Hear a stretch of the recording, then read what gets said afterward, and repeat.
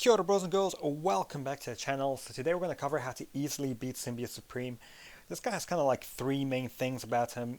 Obviously Prayer on the Weak and Power Alternator, but he's got Moth to the Flame, which means that every time you hit him you get a fervor charge, and then if that ever drops below 0, you get a degens every time you launch a special, unless it's 10 or above. He also has this critical thing, so every time you crit him he gains an unblockable charge, and then when he attacks you, he will go unblockable, but that will go away whether the attack hits you or not. So that can be a little bit tricky. And finally, you don't want to rely too much on debuffs, because the more debuffs you put on him, the more he power gains. And obviously with Symbiote Supreme and being able to prey on all your buffs, he's going to hit SP3 pretty damn quick. So a couple of really good options I found is Void. Void does put debuffs on him, but they're kind of like passive debuffs, and also you're reversing his power gain anyway, so it doesn't really matter if he has more power gain, because as soon as you get the two reversals on, he's not getting any power at all. You still have to be a little bit careful with the whole crits and the unblockable thing, but I've had a really good time with Void.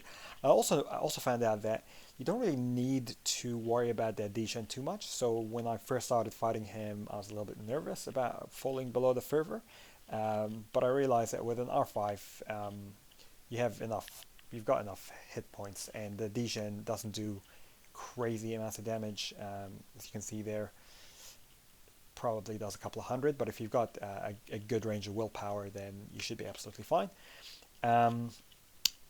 So that's one option I found really good. It did rely a little bit on debuffs, but at the same time you're reversing the regen, the power gain, so it's not a big problem. The other option that I really like that does not rely on debuffs either is, of course, and she's an MVP for this month's Cavalier event quest, is She-Hulk. And She-Hulk is absolutely awesome for this fight as well, on several reasons. So obviously it's passive fury, so it can't be nullified, and it has and you're doing more damage the longer you stay in the fight, and also you get him to throw that SP1 very quick, and also you're not even relying on debuffs, so you're just relying on pure damage. He can't nullify anything from you, so he can't power gain, and you can continue that rotation. Because the real tricky thing with this guy, especially when you're not reversing his power gain, is his SP2, especially if he gets into a combo of you've crit him and he's gone unblockable and he gets to SP2. That gets pretty tricky to block. But if you can just keep him at SP1, and with She-Hulk's special and taunt, he's more likely to throw off that SP1.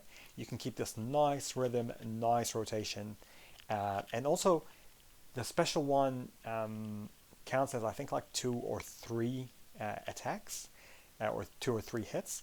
So you can typically get the unblockable on him from your crits, and then as he throws that SP1, he gets rid of the unblockables. So it's a really nice rotation. Makes this fight super easy, and you're typically going to be pretty high on your fervor anyway. You're going to be typically doing 2 or 3 combos to get to that special. So as you can see here, we're up to about 11. He continues throwing that special. He continues refreshing our taunt and our passive furies. We keep doing more and more damage, and it just becomes a pretty easy fight, man. And these two guys, or two champions, are ones I've used to one-shot this guy for the rest of Cav, and I've 100%ed it now with these two. So if you are struggling, I hope this helped you guys. If it did, like, subscribe, leave a comment, share it with your friends, share it with your alliance. And as always, I'll see you in the next one. Ka kite anō, bros and girls.